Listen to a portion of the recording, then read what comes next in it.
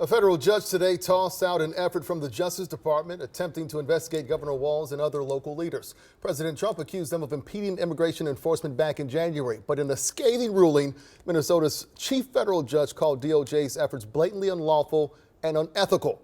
Lou Raguse is here breaking down what all of this means. Lou. Kevin, what Chief Judge Patrick Schultz did is quash or throw out the grand jury subpoenas that the Department of Justice served on the Minnesota politicians. That means their offices don't need to turn over records and communications and data for the federal government to sift through.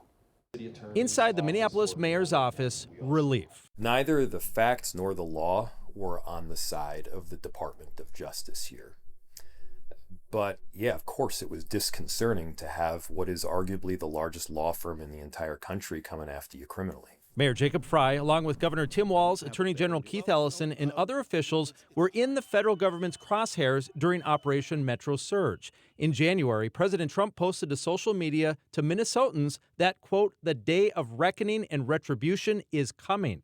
Days later, the Department of Justice served grand jury subpoenas to those officials, demanding communications and records as part of an investigation into whether they conspired to impede federal agents as they conducted immigration operations in Minnesota. You know, if you don't like what I'm doing, then beat me where you're supposed to beat me, at the ballot box, not try to throw me in jail because you're mad at me. After Ellison challenged the legality of the subpoenas, Chief Federal Judge Patrick Schultz agreed, writing that initiating a criminal investigation in order to harass political opponents or to coerce them into taking official action is a blatantly unlawful and unethical use of the grand jury process. That's pretty strong language. Now, this comes from Judge Schultz, who is known to be a conservative, well-respected judge. Legal analyst Doug Kelly says what stands out to him in this order is that in the legal arguments that preceded this decision, the DOJ couldn't even provide examples of suspicious conduct that needed investigating. When asked what is the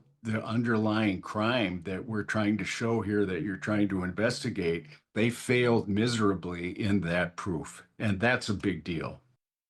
A DOJ spokesperson sent me a statement that says, quote, the department takes the unlawful obstruction of federal law enforcement operations extremely seriously and will continue to act in full compliance with the law to investigate these matters. All right, so Lou, the question I have here, is this a proverbial nail in the coffin? Could the DOJ come again with another similar investigation?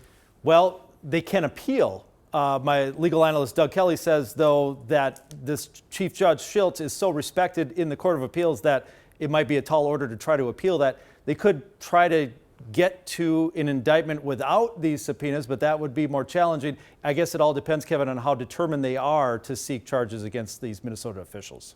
All right. Thank you, sir.